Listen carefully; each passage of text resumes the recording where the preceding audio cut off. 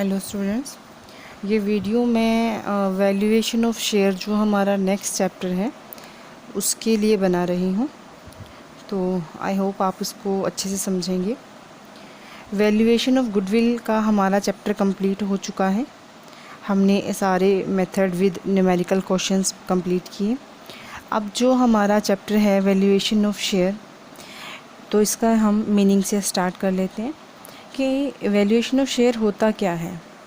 कहते हैं कि जिन कंपनियों के जो शेयर होते हैं वो स्टॉक एक्सचेंज में लिस्टेड होते हैं, उनका प्राइस स्टॉक एक्सचेंज के द्वारा जो उनकी डेली प्राइस लिस्ट होती है उसमें जारी कर दिया जाता है। कुछ दशाएं ऐसी होती हैं जिसमें स्टॉक एक्सचेंज के जो प्राइस होते हैं वो शेयर के प्राइस बिल्कुल फेयर होते हैं, लेकिन बहुत सारी दशाएं ऐसी होती हैं जिसमें ये मूल्य जो है वो शेयर्स का सही मूल्य नहीं होता। मतलब जो स्टॉक एक्सचेंज में लिस्टेड है वो इसका सही मूल्य नहीं होता, क्योंकि स्टॉक एक्सचेंज में तेज़ी और मंदी की जो टर्म्स है वो चलती रहती हैं और तेज़ी मंदी का प्रभाव जो है वो बहुत ज़्यादा होता है। इसलिए सही मूल्यांकन करना वो मतलब शेयर्स का प्राइस बिल्कुल सही होगा ये हम नहीं कह सकते। और क्योंकि जो शेयर हैं इसी वजह से उनके जो प्राइसेस हैं उसमें काफ़ी परिवर्तन होता रहता है। तो स्टॉक एक्सचेंज के मूल्यों का कंपनी की एसेट्स और उनके प्रॉफिट से बिल्कुल डायरेक्ट संबंध नहीं होता। वो अपनी रेट्स के अनुसार, अपनी तेज़ी या मंदी के अनुसार शेयर्स का प्राइस दिखाते हैं, जबकि हर किसी कंपनी की जो एसेट्स हैं और जो उसमें होने वाले प्रॉफिट हैं उससे उसका डायरेक्ट रिलेशन जो है वो नहीं होता। इसलिए वो कहते हैं कि कुशल मूल्यांकन को बिल्कुल सही तरीके से दिखाने के लिए उसका जो आधार है वो हम शेयर को वैल्यूएट करके करते हैं। मतलब स्टॉक एक्सचेंज के थ्रू जो डेली लिस्ट में दिखाए जाते हैं उन पे ना करके हम स्टॉक एक्सचेंज शेयर्स को वैल्यूएशन के लिए जो मेथड्स अपनाए जाते हैं उससे हम शेयर्स का सही प्राइस जो है वो पता लगा सकते हैं। अच्छा, वो कहते हैं कि कुछ जो कंपनी ऐसी भी होती है जो स्टॉक एक्सचेंज में लिस्टेड नहीं होती, और जो प्राइवेट कंपनी है तो उसके तो जो शेयर होते हैं वो स्टॉक एक्सचेंज में लिस्टेड होते ही नहीं हैं। इसलिए ऐसी कंपनियों के जो शेयर्स हैं उनका क्रय विक्रय करना या गिरवी रखने हो तो उसके लिए उनकी वैल्यू का पता होना ज़रूरी है। और वैल्यू कैसे पता लगेगी? जब हम उसका वैल्यूएशन करेंगे। तो आई होप आपको पता लग गया होगा कि वैल्यूएशन ऑफ शेयर क्या होता है। आगे हमारे पास इसके लिए पहले हमने मीनिंग पढ़ लिया। मीनिंग के बाद है जो हमारा वो नेक्स्ट है कि पर्पस क्या है, नीड क्या है कि हम जो है वैल्यूएशन करें। तो हमारे पास नेक्स्ट जो टॉपिक है वो नीड या फिर हम बोलेंगे इसको पर्पस। ठीक है, पर्पस ऑफ वैल्यूएशन ऑफ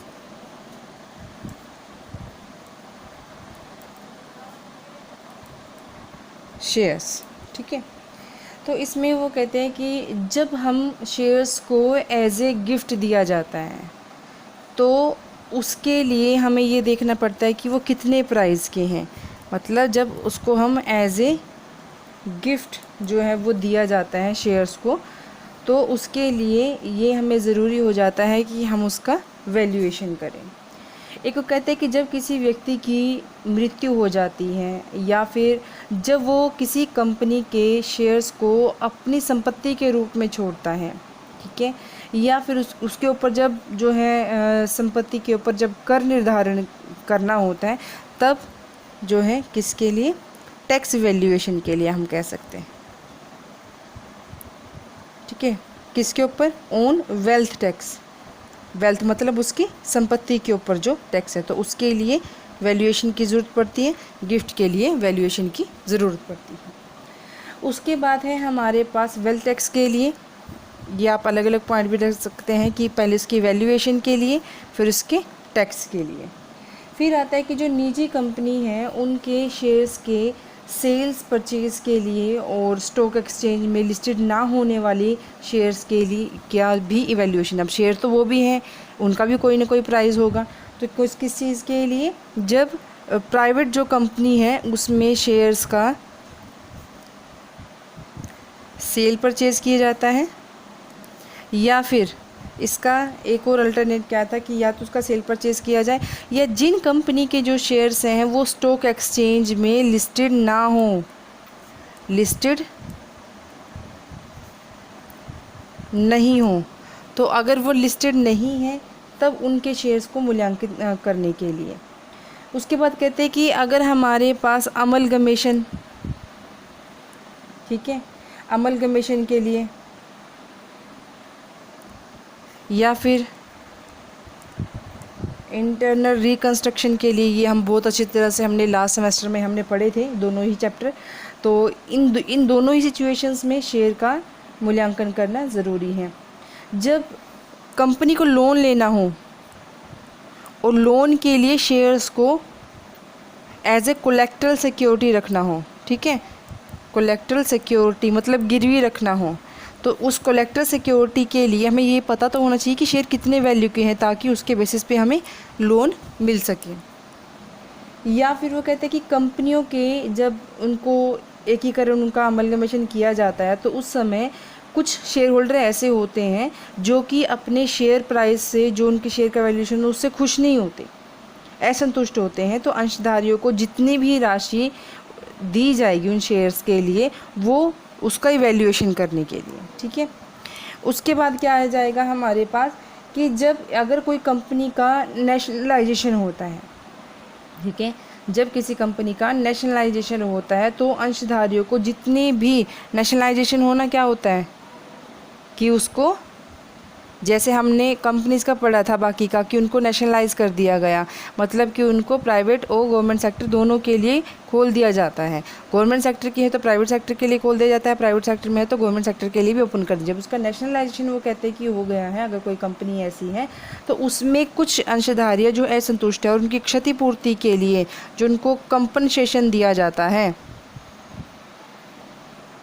ठीक है, तो उसके लिए इवैल्यूएशन किया जाएगा शेयर्स का। इसी तरह से इसमें एक श्रेणी के अंश को अगर दूसरे कैटेगरी में हमें परिवर्तित करना हो, जैसे कि अगर हम प्रेफरेंस को इक्विटी में परिवर्तित कर रहे हैं तो उसके लिए भी, और इसी तरह से अगर कोई ट्रस्ट या इन्वेस्टमेंट, जो कंपनियों के शेयर्स हैं, अगर उनमें कोई इन्वेस्ट किया गया है कंपनी के शेयर्स में या कोई इन्वेस्टमेंट की गई है, तो उनके लिए शेयर्स का इवैल्यूएशन करना।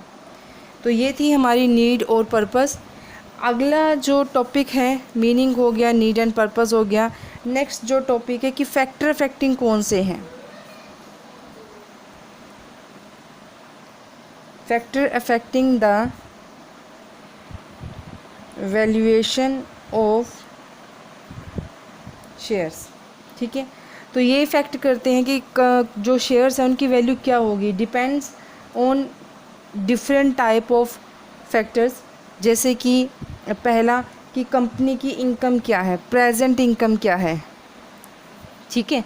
तो कंपनी की अगर प्रेजेंट इनकम कितनी है, अगर उसके जो उसके पास्ट में जो उसके अर्जित किए गए लाभ हैं, ठीक है, उसकी एवरेज निकाल के हम देख सकते हैं, या उसका जो मिनिमम प्रॉफिट कितना है और मैक्सिमम प्रॉफिट कितना है हम ये देख सकते हैं।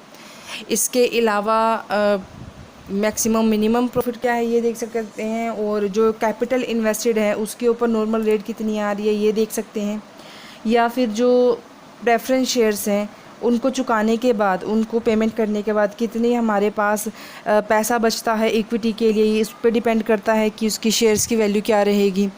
उसके बाद है कि अगर कुछ ऐसी घटनाएं जो अभी कुछ समय पहले ही हुई हैं या फिर होने वाली है, जिनका सीधा सीधा प्रभाव जो है प्रॉफिट पे पड़ेगा, तो ये सारे फैक्टर्स डिपेंड करते हैं कि आपकी प्रेजेंट इनकम क्या रहेगी किसी भी कंपनी की।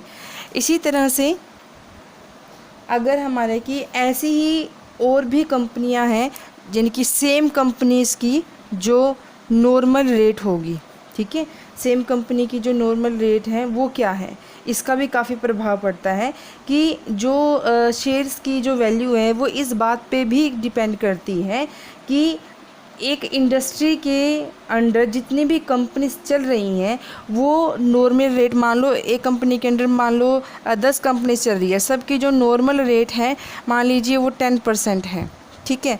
और मतलब नॉर्मल रेट 10% है, किसी कंपनी की 8% भी होगी, किसी की 10 भी होगी, किसी की 12 भी होगी, हमने एवरेज निकाल लिया कि 10% है। अब इसमें डिपेंड करेगा कि किसी की 8% है तो उसके शेयर्स की वैल्यू क्या होगी, किसी की 10% है तो उसके शेयर्स की वैल्यू क्या होगी, अगर किसी की 12% है तो उसके शेयर्स की वैल्यू जो है वो क्या होगी। इसी तरह से जो रेट ऑफ डिविडेंड, अब कोई भी इन्वेस्टर है, चाहे वो छोटा इन्वेस्टर है या वो बड़ा इन्वेस्टर है, वो इस सोच में रहता है कि मैं जितना पैसा इन्वेस्ट करूँगा कि मुझे उसके ऊपर ज़्यादा से ज़्यादा जो है वो लाभांश मिले, मतलब डिविडेंड मिले। तो उसके लिए जो भी डायरेक्टर द्वारा घोषित लाभांश होता है, यानी कि रेट ऑफ डिविडेंड होता है, तो उसके ऊपर भी जो है शेयर्स की वैल्यूएशन का काफ़ी फ़र्क पड़ता है। जबकि जो बड़े इन्वेस्टर होते हैं उसके लिए किसी भी कंपनी के 20% से 25% जो शेयर रखता है, कोई भी इन्वेस्टर जो किसी बड़ी कंपनी के 20 से 25% शेयर जो अपने पास रखता है, तो उसको जो है डिविडेंड की अपेक्षा जो है वो ज़्यादा रखेगा। मतलब उसको ये रहता है कि जितने भी टोटल प्रॉफिट है उसका उसके लिए बहुत ज़्यादा वो मायने रखते हैं, क्योंकि जितना ज़्यादा प्रॉफिट उसको कंपनी को होगा उतनी ही वो जो है डिविडेंड उसमें पाने की फिर क्षमता रखेगा। इसके बाद है हमारे पास जो हमारे पास फाइनेंशियल रेशो है। फाइनेंशियल रेशो कैसी है आपकी? फाइनेंशियल रेशो मतलब कि थर्ड हमने डिविडेंड के लिए पढ़ा था कि डिविडेंड रेट क्या होगी, और फोर्थ है अब हमारे पास जो फाइनेंशियल रेशो है, ठीक है। फाइनेंशियल रेशो क्या होगी कि अगर आपका जो करंट रेशो है वो क्या है, ठीक है, डेब्ट इक्विटी रेशो है वो क्या है, और मतलब इन पे ही डिपेंड करता है कि आपकी करंट रेशो, डेब्ट इक्विटी रेशो क्या है, कि आपके डेब्ट कितनी है और आपकी इक्विटी कितनी है, आपके करंट में आपकी एसेट कितनी है और आपकी लायबिलिटी कितनी है, इसके ऊपर डिपेंड करता है। उसके बाद है आपकी मैनेजमेंट कैसी है, ठीक है। अगर आपकी जो मैनेजमेंट है वो एफिशिएंट है, ठीक है, अगर वो मैनेजमेंट जो है वो एफिशिएंट है तो उनकी जो शेयर का प्राइस है वो हाई होगा, और जिनकी एफिशिएंट नहीं है, वो जो बिल्कुल रिजिड सी विचारधारा रखते हैं, पुराने कंसेप्ट के अकॉर्डिंग चलते हैं, तो उनके शेयर्स की वैल्यू जो है वो कम होगी। इसी तरह से गवर्नमेंट पॉलिसी भी डिपेंड करती है कि जो गवर्नमेंट पॉलिसी है वो कैसी है। तो गवर्नमेंट पॉलिसी में अगर हमारे पास कुछ व्यवसाय ऐसे होते हैं जिनको गवर्नमेंट के द्वारा बहुत ज़्यादा अच्छी सी या स्पेशल डिस्काउंट दिया जाता है या स्पेशल एड दी जाती है, मतलब कोई वित्तीय सहायता दी जाती है, जैसे कोई पिछड़े हुए क्षेत्र में कोई बिज़नेस है तो उसको टैक्स में छूट दे दी, तो अगर ये कंपनियों को ये छूट मिलती है तो इस तरह की कंपनी के जो शेयर्स हैं उनका प्राइस क्या होगा, हाई होगा, क्योंकि सेफ़ भी होगी ना वो कंपनी, गवर्नमेंट उनको हेल्प कर रही है। इसी तरह से जो अगर शेयर्स हैं वो फुल्ली पेड अप नहीं है, पार्शली पेड अप है। फुल्ली पेड अप का आप समझते हो कि 10 का शेयर है, सिर्फ 8 मंगाए हैं, 2 जो है, अगर वो पार्शली पेड अप हैं तो उसके लिए वो शेयर्स जो हैं उन शेयर्स को पसंद नहीं करते, जो इन्वेस्टर्स हैं उन शेयर्स को पसंद वो नहीं करते। या फिर कंपनी के शेयर्स की डिमांड क्या है, ठीक है, डिमांड और सप्लाई के ऊपर डिपेंड करता है उनके रेट शेयर्स के। या फिर कंपनी के पास फ़ंड कितने हैं, ठीक है, कंपनी के जो फ़ंड है वो कितने हैं। या फिर हमारे वो कहते हैं कि बोनस कितना डिक्लेयर किया जाता है, ठीक है, बोनस कितना दिया जाता है। या जो है उसमें जो राइट शेयर हैं, राइट इशू ऑफ शेयर होते हैं ना, राइट इशू ऑफ शेयर वो कितने हैं, तो इसके ऊपर भी डिपेंड करता है कि राइट शेयर कितने दिए जा सकते हैं। या कंपनी की जो नेट एसेट हैं, ठीक है, या जो कंपनी की जो नेट एसेट है वो कितनी है। और या फिर कंपनी किस टाइप की है, नेचर पे भी डिपेंड करता है कि नेचर ऑफ कंपनी कैसा है। या फिर कंपटीशन कैसा है उस कंपनी का मार्केट में कंपटीशन कैसा है। अगर कंपटीशन बहुत ज़्यादा है तो शेयर की वैल्यू हमेशा थोड़ी कम ही रहेगी। अगर कंपटीशन कम है, थोड़ा सा मतलब उसका एकल अधिकार है, तो उसमें जो है उसकी वैल्यू ज़्यादा रहेगी। इसी तरह से कंपनी में जो है फ्यूचर ग्रोथ के ऊपर कि फ्यूचर की क्या उसकी ग्रोथ लग रही है। एक तो बिज़नेस ऐसा है कि फ्यूचर में लग रहा है कि नहीं ये तो डाउन ही जाएगा, तो उसके शेयर प्राइस ऑटोमेटिकली कम ही हम एस्टिमेट लगाएंगे। लेकिन हमें लगता है कि नहीं, अगर ये फ्यूचर में अच्छा कर जाएगा तो उसके लिए हम जो है वो ज़्यादा उसकी शेयर्स की वैल्यू लगाएंगे। इसी तरह से अगर उस उद्योग की जो प्रगति है, मतलब जो इंडस्ट्रीज़ है उसमें ज़्यादा होने की संभावना है, उसकी जो कंपनीज़ है वो और बढ़ने की संभावना, ग्रोथ होगी इन फ्यूचर में, तो उसके ऊपर डिपेंड करता है। इंडस्ट्री मींस, इंडस्ट्री का मतलब होता है जिसके अंडर बहुत सारी कंपनीज जो हैं अलग अलग ब्रांड्स काम करते हैं। तो अगर इस इंडस्ट्री की ग्रोथ है तो इन कंपनीज़ की तो ऑटोमेटिकली है। तो वो कहते हैं कि इसके ऊपर भी डिपेंड करता है। तो हमने future growth of the business पढ़ा, एक पूरी इंडस्ट्री के बारे में हम पढ़ रहे हैं। उसके बाद आता है हमारे पास कि उस उद्योग, कहते कि कोई भी कंपनी है अगर उस पर गवर्नमेंट रिस्ट्रिक्शन ज़्यादा हैं, ठीक है, रिस्ट्रिक्शन ज़्यादा है तो उसकी वैल्यू कम होगी शेयर्स की। इसी तरह से अगर देश में शांति और सुरक्षा की स्थिति है, उस टाइम पे बिज़नेस नॉर्मल चल रहे हैं, तो शेयर्स की वैल्यू सही रहेगी, नहीं तो इसके ऑपोजिट रहेगी। राजनीतिक दशाएं कैसे है, राष्ट्रीयकरण तो नहीं हो रहा, मतलब हर किसी चीज़ को नेशनलाइज करके प्राइवेट सेक्टर के तो लेनी मतलब खोल दिया जा रहा, तो जितने ज़्यादा लोगों के लिए वो ओपन कर दिया जाएगा तो उसी हिसाब से जो है उनकी वैल्यूज़ जो भी वो कम होती चली जाएंगी। इसके बाद हम पढ़ेंगे मेथड्स, जो हमारा होगा नेक्स्ट टॉपिक। इसके मेथड हमारे पास जो है वो 4 हैं: net asset, dividend yield, earning capacity और एवरेज मेथड। ये हम अभी पढ़ेंगे और इसके लिए जो है मैं नेक्स्ट वीडियो वो तैयार करूँगी। होपफुली आपको ये वाला जो सब समझ में आ गया होगा। Thank you.